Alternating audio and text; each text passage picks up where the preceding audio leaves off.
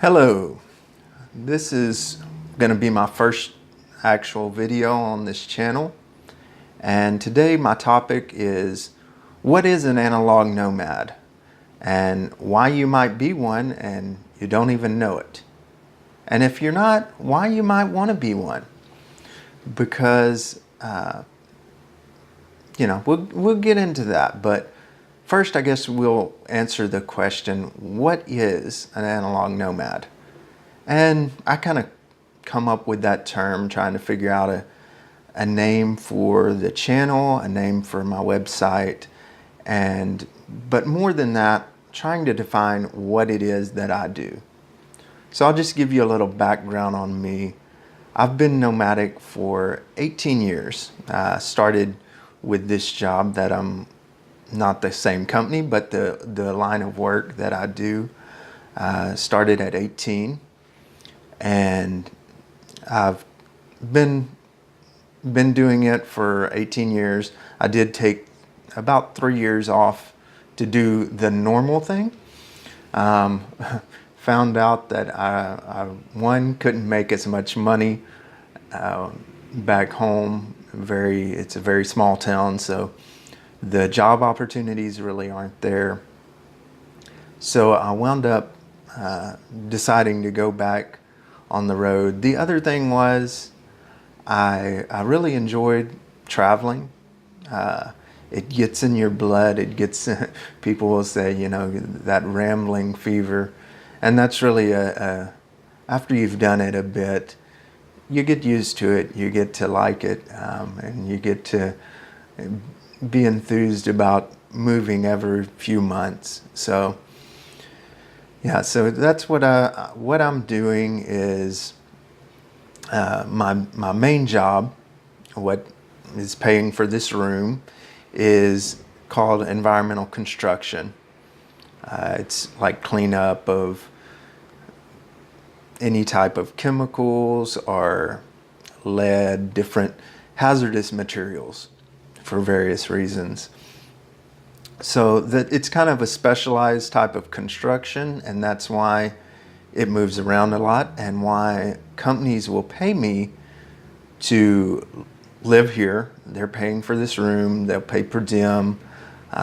It's got some perks that your normal 9-to-5 don't have. For one thing, it's not a normal 9-to-5, but it does require travel. And for some people that's a con, but for some people that's a pro. So that's my day job. I've really never considered myself until recently a digital nomad, but as I've got into and gotten interested in digital this content creation, digital marketing, different avenues of the digital nomad lifestyle, I realize I've actually been a digital nomad. I just haven't been getting paid for it. So, one of my hobbies when I was younger, and I still enjoy, but I don't use my time that way as much anymore, but one of the hobbies I've had since I was traveling was computer gaming. It goes back before I was traveling, but I made it work while I was traveling too.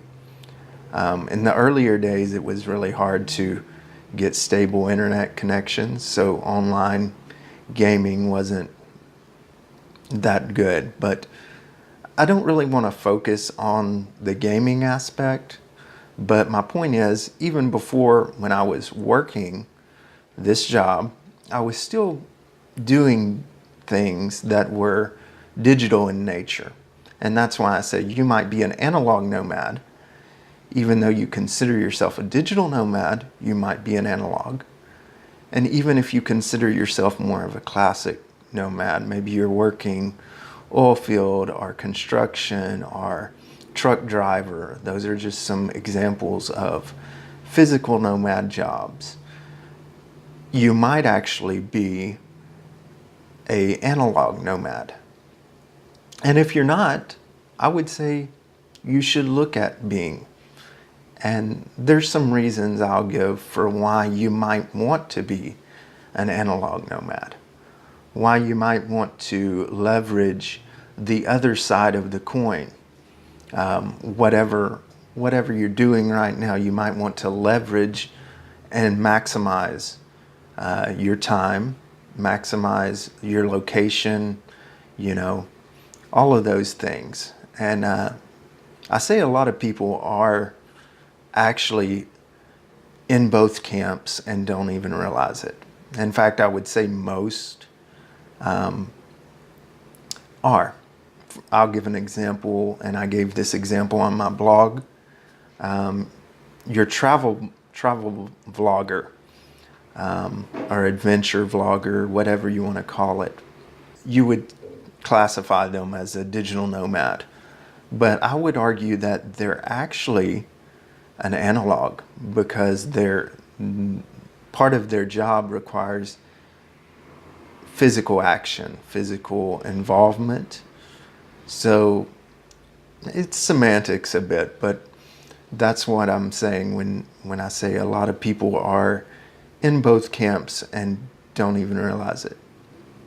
But I suppose it's possible just to strictly do one or strictly do the other. I know a lot of guys doing the type of work I do that are totally against computers. A lot of the older crowd, and I'm not saying that older people can't be involved with modern technology. In fact, I would encourage you, if you're older, you're watching YouTube, so clearly you are involved. You're pretty savvy, but leverage what you have at your disposal. So that's my little take on why you should be a digital nomad, or a analog nomad. Sorry, the digital nomad catchphrase is, that's the buzzword, but I'm taking a little different look at it, because sometimes it can be difficult to start out full-time digital nomad. So I think starting out in a physical, more skills-based type of job could really work for some that maybe starting out fully digital doesn't work.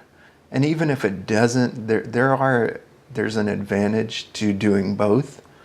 For instance, as I said, my company pays for this room. My company pays per diem for food, and that can cover, depending on where you're at, it can more than cover your food. There's some other advantages. You could opt for housing per diem, where they give you a full housing allowance, and then you can get your own place. So if you wanted to shop around, you could rent a lower rent, and you can actually pocket some of that money. I'll be doing some tips and things, suggestions, but I also encourage, I don't know everything. I know what I've done and what I'm doing, but there's a lot of useful information. You have a lot of useful information, so I encourage everyone to just share in the comments, what are you doing to become a nomad, as a nomad? What have you done to get where you are? And I'll keep this video brief, but I just wanted to kind of introduce myself and introduce the concept of really not being one or the other, but combining the two and using the best of both, and how you can leverage physical and digital to really maximize your earning income potential, and the advantages that you can get. And it's It's just a different path than most take, but I think it could be useful to some. So leave me a comment what you think, what you're doing. If you like this, thumbs up. And I know it's a little rough, but I will polish it out as we go. I'm pretty new with this, but maybe you're new too, so we can learn as we go. And if you can subscribe, it's going to help me out. It will help me to grow the channel and do focus more on the digital side, which is what I'm really working on now. So like I said, everyone tells you like, thumbs up, subscribe, hit the bell. You know the drill, and you realize in your research that content creators do depend on that. So I just ask you, if you will, go ahead and do that. Bear with me as we grow together. So thank you, and you have a great day. Bye.